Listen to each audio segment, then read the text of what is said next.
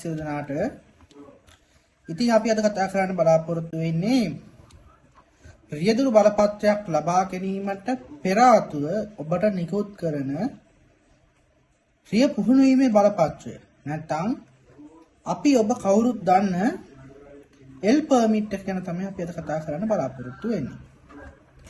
ඉතින් මේ L permit එක ගැන කතා කරනකොට ගොඩක් අය හිතාගෙන ඉන්නවා මේ L permit එක කියලා කියන්නේ temporary රියදුරු බලපත්‍රයක් නැත්නම් తాවකාලික රියදුරු බලපත්‍රයක් විදිහට. ඒ නිසා මුලින්ම ඔබට කියන්න ඕනේ මේ L permit එක කියන්නේ ඔබට ලබා දීලා තියෙන తాවකාලික රියදුරු බලපත්‍රයක් නොවන බව. ඒ වගේම තමයි මේ L permit එක තබාගෙන නැත්නම් රිය පුහුණු බලපත්‍රය ඔබ ළඟ තබාගෙන ඔබට වාහනයක් කොහොමද එලවන්න පුළුවන් කියන එක වගේ ඔබ දැනගෙන සිටින්න ඕනේ. පළවෙනි ප්‍රධාන කාරණය තමයි ඔබට තිබෙන්නේ L permit එකක් නැත්නම් පුහුණු වන රියදුරු බලපත්‍රයක් නම් ඔබ ධාවනය කරන ඕනෑම රථයක ඉදිරිය සහ පිටුපස L ලාංඡනය පැනවිය යුතුයි. ඔබ L ලාංඡනය දැකලා ඇති. රතු පාටින් L ලකුණ සුදු පාට පසුබිම මත තමයි ඒක පෙන්වුම් කරලා තියෙන්නේ.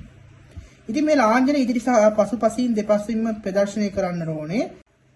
එලෙසින් ඔබ වාහන ඉදිරිපස සහ පසුපස L ලාංඡනය ප්‍රදර්ශනය නොකරමින් ඔබ රථයක් ධාවනය කරනවා නම් ඔබට ඇත්තේද L permit එකක් පමණක් නම් පොලිස් නිලධාරියෙකු ඔබ නවත්වලා ඔබගෙන් ඇසුවත් ඔබගේ බලපත්‍රය දෙන්නට ගියා ඔබට ඇත්තේ L permit එක පමණක් නම් එම පොලිස් නිලධාරියට හැකියාව තිබෙනවා ඔබට විරුද්ධව නීතිමය ක්‍රියාමාර්ග ගන්න. මම මුලින් කියවා වගේ L permit එක යනු ඔබගේ తాවකාලික රියදුරු බලපත්‍රයක් නොවේ. එය පුහුණු වීම සඳහා ඔබට නිකුත් කර ඇති බලපත්‍රයක් පමණි. ඒ වගේම තමයි ගොඩක් නැගෙන ප්‍රශ්නයක් තියෙනවා ඔබට දිස්ත්‍රික් අතර ගමනාගමනේ හැකිද කියලා. ඇත්තට මේකට කෙටියෙන් පිළිතුරක් දුන්නොත් ඔබට දිස්ත්‍රික් අතර ගමනාගමනේ L permit එකක් ඇතුළත සිදු කරන්න බෑ. මන්ද ඒ දිගුතුර ධාවනයක් සලකන නිසා. ඒ වගේම තමයි තවත් නැගෙන ප්‍රශ්නයක් තිබෙනවා L permit එක සහිතව රථයක් ධාවනය කිරීමේදී රියදුරු බලපත්‍රයක් සහිතව තව පුද්ගලයෙක් ගමන් කළ යුතුද යන වගේ. ඒකට පිළිතුරක් දුන්නොත් අත් වශයෙන්ම ඔව්. තමන් රථයක් ධාවනය කරනවා නම් පැසෙන්ජර් සීට් එක පැත්තේ පළපුරුද්ද ලත් වළංගු රියදුරු බලපත්‍රයක් සහිත තැනැත්තෙකු ගමන් කළ යුතුයි. ඒ වගේම තමයි මෙම සීමාව ඉවත් වෙනවා යතුරුපැදි සඳහා. යතුරුපැදිය ධාවනය කිරීමේදී L permit එක සහිතව ඔබට පමණයි ධාවනය කළ හැක්කේ.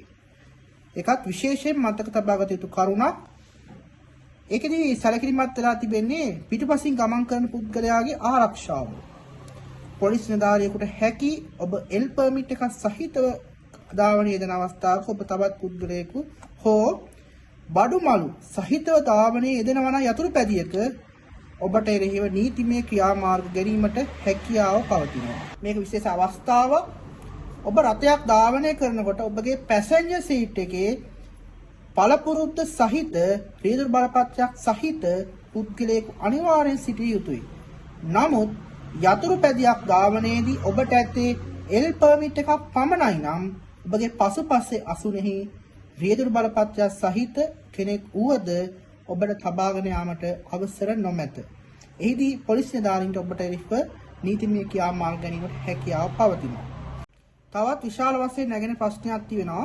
ඒ තමයි L permit එක අත්‍යතිව රාත්‍රී කාලයේදී ඔබට රිය ධාවනය කළ හැකිද? අත වශයෙන්ම ඔව්. මොකද ඔබ රිය පුහුණු වන්නේ දිවා කාලයේ රිය පැදවීමට පමණක් නොවේ. ඔබ රාත්‍රී කාලයේද රිය පැදවීමට පුරුදු පුහුණු විය යුතුය. ඒ නිසා ඔබට රාත්‍රී කාලයේ L permit එක සහිතව රිය පැදවීමට අවසර හිමි වෙනවා.